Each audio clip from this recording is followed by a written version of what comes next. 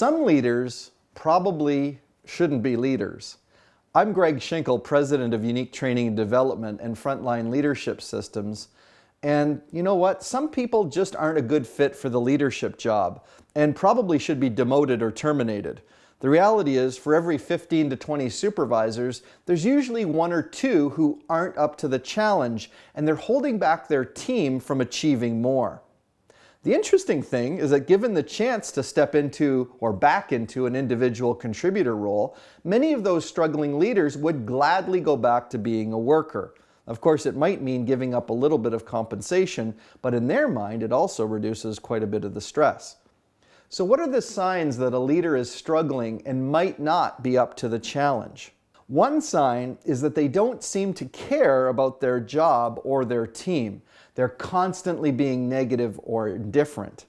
Another sign is they don't support any of the company initiatives. Whether you like them or not, the leader's role is supposed to support the objectives and direction of the company and its senior leadership. And in all honesty, if you can't get behind where the company is going, you should seriously look for another job. The third sign is that they don't have an interest in improving. A leader needs to always be looking for an opportunity to gain an edge, to help boost their team's performance, and that means examining their own behavior to identify how to get better. A subpar leader with no interest in self-improvement should step aside to allow someone with more motivation to step up. So what should you do if one of the leaders in your organization fits the three criteria I just mentioned?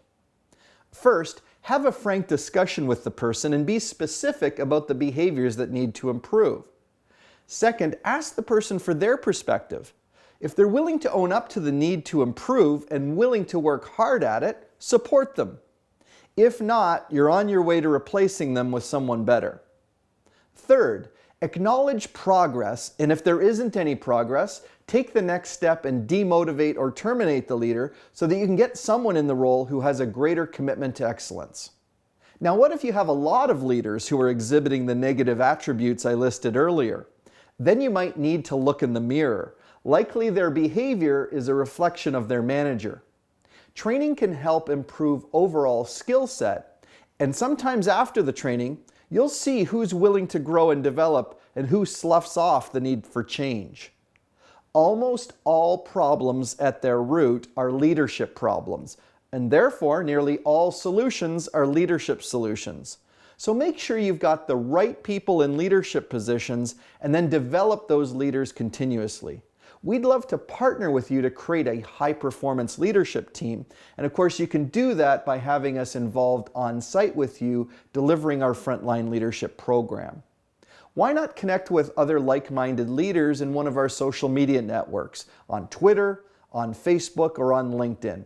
I look forward to having a leadership conversation with you.